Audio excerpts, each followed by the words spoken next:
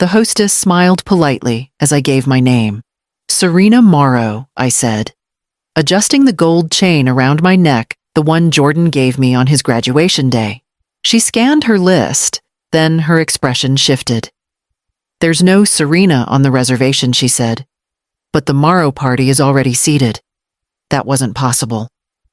Jordan said it was a private dinner, just family, to celebrate Lila's science fair win. I glanced toward the back corner booth where a long table sparkled with glassware and laughter. There they were, Jordan Camilla, their daughter, Lila Camilla's parents, and even her cousin from California. But no empty seat. I walked over unsure. Hey, I said, gently, placing my hand on the back of Jordan's chair. Camilla turned lips tight around her wine glass. Oh, she said loudly, you made it. Then, as if delivering a punchline, go find another table, this one's for real family. A ripple of laughter followed. Her father chuckled. Jordan didn't look at me, just kept his eyes on the candle flickering between the wine bottles. I thought I started. We didn't think you'd mind, Camilla interrupted, waving her hand. We didn't want to confuse the photographer. No one offered a seat. A waiter approached, awkward, holding a spare chair behind his back, like a misplaced coat. I nodded and backed away. I sat at a table by the window alone. The same server brought me water. No menu. I watched Lila unwrap her gift, a new iPad, and hug Camilla's mother. When dessert came, so did the check. Not to Jordan, not to Camilla. To me. $3,700. For 20 guests. For a night I didn't belong to. No one looked over. No one explained. I paid with the same card I'd used to fund their wedding, the down payment on their house, and that second round of IVF they never told anyone about. I signed without comment, folded the receipt, and slipped it into my bag. Then I stood up and left before the candles burned out. I didn't cry on the drive home.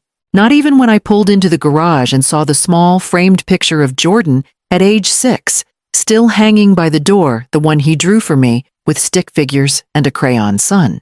It read, Mommy, thank you for choosing me. I left the porch light off, sat in the dark kitchen. My coffee pot blinked, 11:47 p.m., but I didn't move to reset it. My purse sat on the counter, the receipt still folded inside. I slid it out and stared at the number $3,700 for a celebration I wasn't welcome at. For years, I had stretched every dollar-clipped coupons, skipped lunches at work, just so Jordan could have what he needed. When he was 5, and I adopted him from the state system, I promised him 2 things: love without conditions, and a life where he'd never feel unwanted again. I worked back-to-back analyst contracts, often taking graveyard shifts, so I could be there for his school pickup. I turned down a promotion when he got sick during finals week and begged me not to leave him alone. And when Camilla came into the picture, charming, ambitious, with eyes always on the next big thing, I welcomed her like a daughter, even when she never quite looked me in the eye. When their first IVF round failed, I drained part of my emergency fund. Quietly. I told them the clinic had offered a discount. I paid for the second round too, the one that gave them Lila. And now, they couldn't even print my name on a place card. I stared at the receipt again, then tucked it beside the photo on the wall. I wasn't a maid.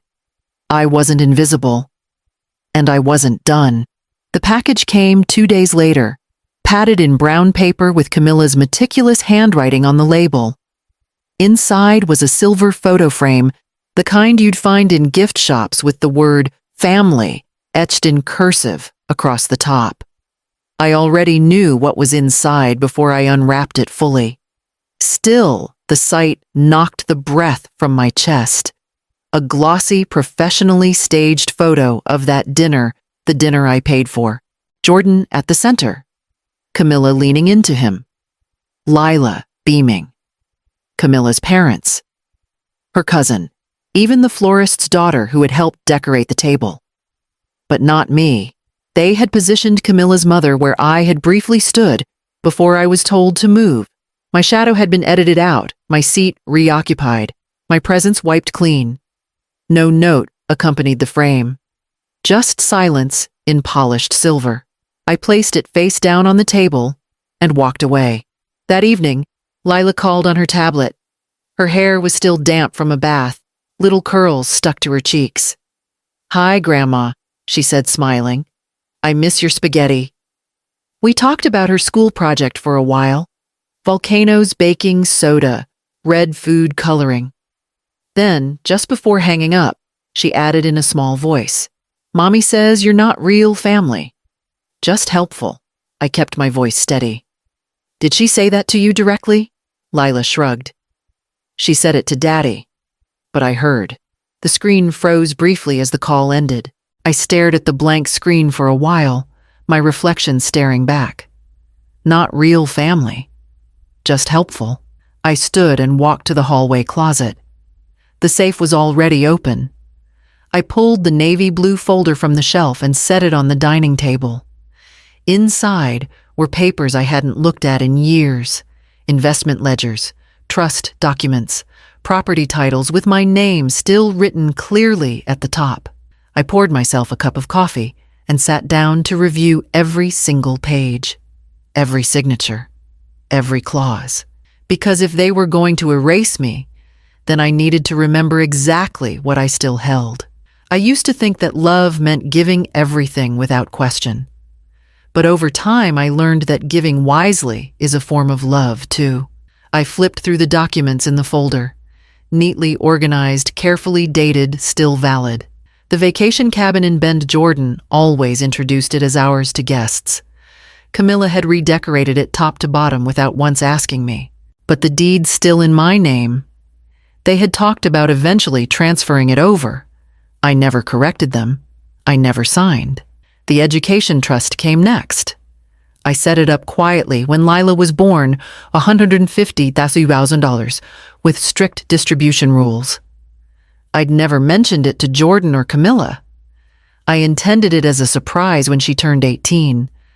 But now I ran my finger slowly down the conditions I'd included.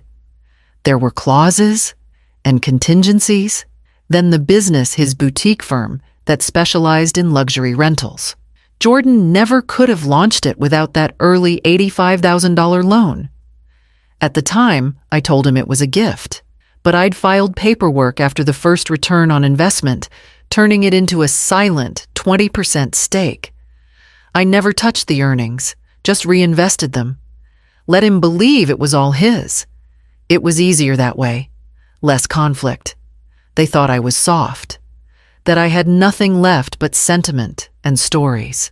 But I had spent a lifetime reading fine print while raising a child who now barely saw me.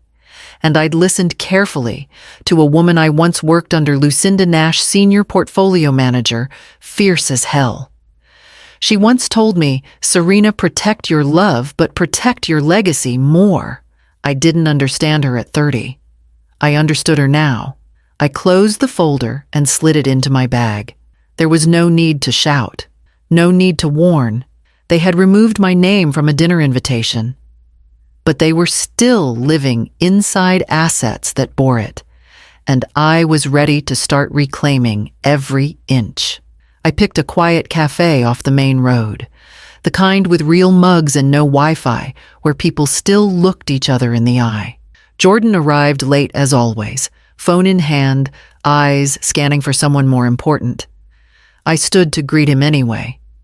Habit dies hard. He hugged me like a stranger. A quick squeeze, no warmth. We sat. I didn't order. He got a double espresso, no sugar. "I wanted to talk," I said softly, "about the dinner." He blinked, then looked out the window like the subject exhausted him already. "Camilla said something cruel," I continued.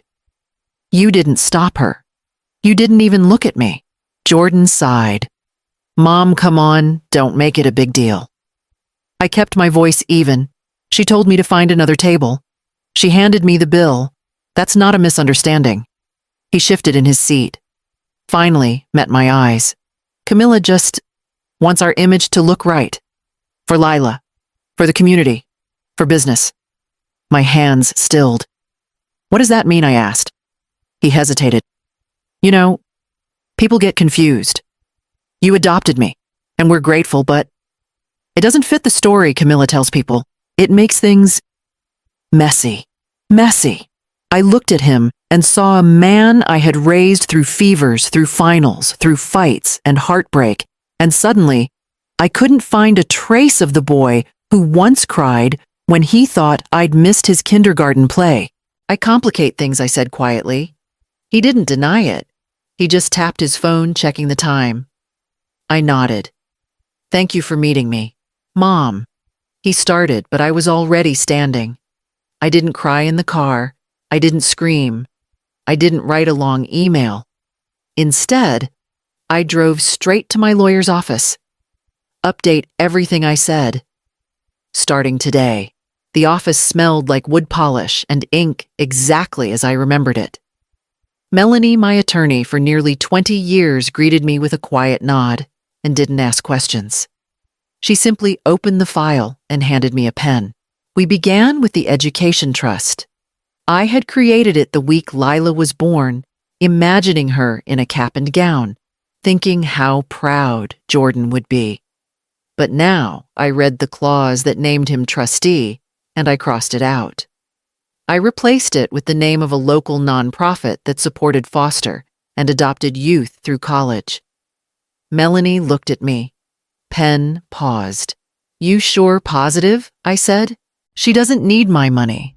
She just needs the version of her family they've decided to believe in. Next was the business stake. My 20% silent partnership had sat untouched for years, compounding modestly. I didn't need the returns, but I needed the distance. Melanie prepared the dissolution request with transfer conditions. I added a clause requiring full financial disclosure before the funds would be released. It would freeze his liquidity for at least 60 days. Just long enough. Then we moved to the will. The cabin Jordan always assumed it was his. I had let him host holidays there, let Camilla repaint the walls and choose the furniture. But it wasn't his, and it never would be. I redirected ownership to the same foundation. The remainder of my savings would follow with instructions to set up a mentorship fund in my name. Melanie reviewed everything, stapled the documents, and slid them into a thick envelope. Want me to notify them? No, I said. Don't send anything yet. I left the office lighter. Not vindicated, just clear. They hadn't asked what I'd built. They hadn't even been curious. But now they would have to live without it. The first call came early Tuesday morning. I let it go to voicemail. Then a second. Then a third. By noon, Jordan's voice cracked through the phone speaker like static, rushed, and panicked. Mom? I don't know what's going on. The business account is frozen. Payroll's due Friday. I thought you were just a silent partner. I sat at the kitchen table, my coffee cooling beside me, and didn't answer. He didn't ask if I was okay. He didn't ask how I'd been. Only, why would you do this? That evening, an email arrived from Camilla. No greeting. Just, we were informed Lila's scholarship has been revoked. This is direct retaliation. It's petty and harmful. Then, 2 lines down. If you don't reverse this immediately, we will pursue legal action. Consider this notice. She signed it. Camilla Morrow. Not your daughter-in-law. Not even Camilla. I stared at the screen for a long while, then clicked. Reply. I suggest you read the fine print. I wrote it. I hit send. Then I blocked her address and Jordan's number. Not out of cruelty, but because I had no more explanations to give. They had taken my love and turned it into something transactional. As if I had always been their safety net, never a person. The locks had clicked into place. The education fund was reassigned. The business dissolution was in motion. And the cabin deed, well, the ink on that donation was drying as we spoke. I set my phone down and turned it face down on the table. Outside, the wind picked up. The roses swayed gently in the garden. For the first time in years, I didn't feel like I owed anyone an answer. They thought I wouldn't fight back, that I wouldn't notice the slow erasure.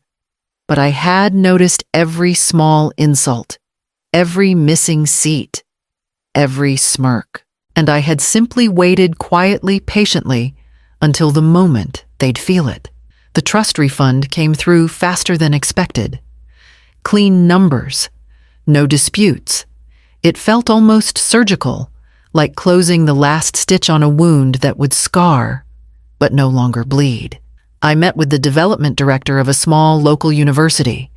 She ran their scholarship office and nearly cried when I told her what I wanted. All of it, she asked. All of it, I said. For students who've aged out of foster care or been adopted, kids who grew up learning how to survive. She shook my hand twice, asked if I'd be willing to speak at the spring benefit. I said yes. Why not? A week later, I stood on stage in a borrowed navy blazer, ironic, considering how much I now hated the color, and told the story I'd never dared speak aloud. I spoke of a boy I adopted when he was 5, of working night shifts and clipping coupons to pay for his braces, of how love had taught me to sacrifice and how silence had taught me to listen. I told them about a dinner I paid for but wasn't invited to, a family portrait I was cut out of, a granddaughter who whispered, "You're not real family, just helpful." I didn't name names. I didn't have to. I ended the speech with this: I am not your helper. I am not your footnote. I am not the person who disappears just because your narrative demands it. I am Serena Morrow. I raised a child. I built a business. I left a legacy. And now I give it to those who remember where they came from. The audience rose to their feet. Someone recorded it. The clip hit a local news outlet by morning. Meanwhile, I heard Jordan and Camilla had hosted a small fundraiser at a downtown wine bar. Only a few donors showed.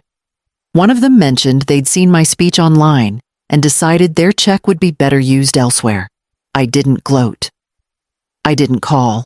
Instead, I opened an envelope from the university, an invitation to mentor their first scholarship recipient. The first daffodils came up in March, stubborn and yellow and impossibly cheerful. I clipped 2 and set them in a chipped ceramic vase near the kitchen window, right beside the photo of 6-year-old Jordan, with crayon all over his face and his arms thrown around my neck. I didn't move the photo. I never would. But I no longer looked at it and waited for an apology that wouldn't come. The garden came back with the season. I cleared the overgrowth, turned the soil, planted tomatoes, basil, sweet peas. My hands ached, but it was the good kind of ache, earned, honest. I brewed my coffee strong each morning and drank it while watching the sun slide down the fence and warm the earth. Tonight the table was set for 6. My neighbor Gloria brought her deviled eggs, and across from her sat Calvin, a former student of mine who'd somehow grown into a software engineer with manners intact. He hugged me like I was still the woman who believed in his B- project on smart cities. Across from me sat Jules, my scholarship mentee, a shy, wiry teen with fierce eyes and a full ride to college in the fall. I never thought anyone would pick me, Jules said quietly while buttering a roll. I figured they'd want someone more what I asked, more normal. I shook my head. I didn't pick normal Jules. I picked you. Because you know what it means to earn your place. The table buzzed with warmth, laughter, clinking glasses. It wasn't bloodline. It wasn't legacy. It was something better choice. Shared space by invitation, not obligation. When the dishes were cleared and the candles burned low, Jules handed me a thank you card. Handwritten. Careful penmanship. Inside one line, "You made me feel like I belong." I folded the card, slowly tucked it beside the daffodils, and leaned back in my chair.